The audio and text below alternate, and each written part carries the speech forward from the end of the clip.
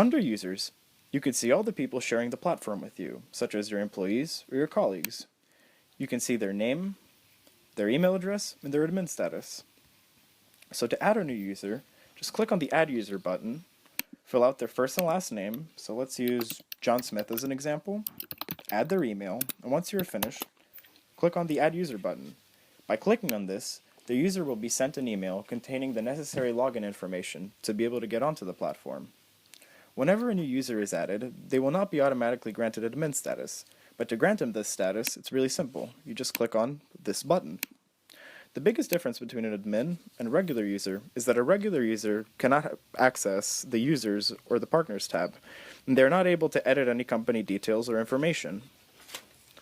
If you want to delete a user, click on the trash can icon, and then click Delete. That's all there is to it.